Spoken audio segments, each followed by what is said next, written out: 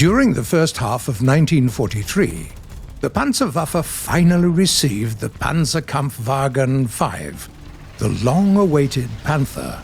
It quickly made quite a name for itself thanks to its nigh impenetrable frontal armour and a powerful 75mm cannon. Naturally, it wasn't perfect.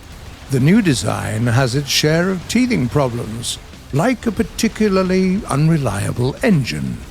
Despite that, the command was keen to make this tank the mainstay vehicle of the Panzerwaffe. As the time went on, more and more Panthers rolled off the factory floor, and soon their numbers were in the thousands. With so many tanks out there, it's hardly surprising that some of them were eventually captured and used by the Allies and forces of the resistance. The French were exceptionally successful at putting those Panthers to use. In 1945, it was decided that the Mobile Reconnaissance Group, led by Guy Besnier, should recover some captured German armour.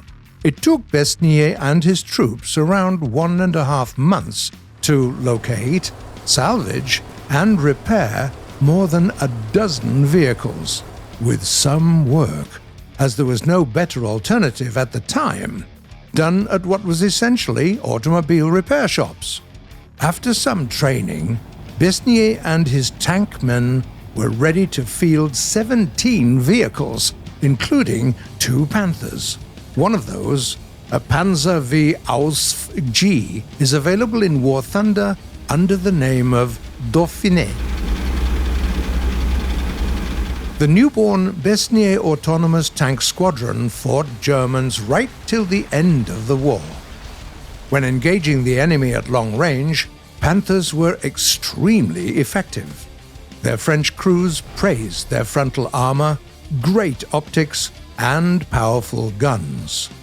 Up close, though, the high profile and mediocre mobility of those vehicles was certainly a problem. The French were also not satisfied with the limited power output of their engines, and the fact that their running gear took a lot of time and effort to maintain. Despite all that, Panthers were removed from actual service in the French army only 5 years after the end of the war, meaning that they remained in use much longer than Tigers or any other vehicle of the German origin.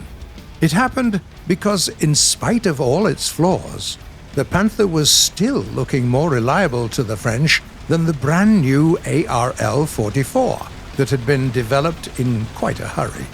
By 1950, though, the last Panthers were finally removed from inventory.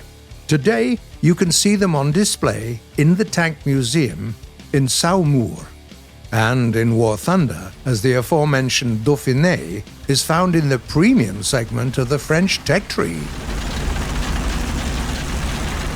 In the game, just like in real life, French Panthers aren't just a force to be reckoned with. They are also a nasty surprise to enemies using German vehicles. In RB and SB, players running Axis vehicles are not used to fighting German tanks, and that makes the Dauphiné even more dangerous. A Panther can penetrate the frontal defenses of another Panther only from point-blank range, but its 75mm cannon has enough firepower to deal with lots of other opponents. Panthers can survive a lot of things coming their way at medium range, but go into close combat only if you're sure that the opponent can be dealt with very quickly. Also, keep in mind that experienced SB players might call your bluff by taking a good look at your vehicle, as it has some distinct Zimerit coating and no Schürzen side plates. German Panthers, captured or not, are dangerous predators, prowling through the battlefield as effective frontline offensive tanks or well-armored supports. Are there any other tanks with unique history behind them? that you'd like to see featured in one of our videos? Feel free, please, to tell us in the comments below.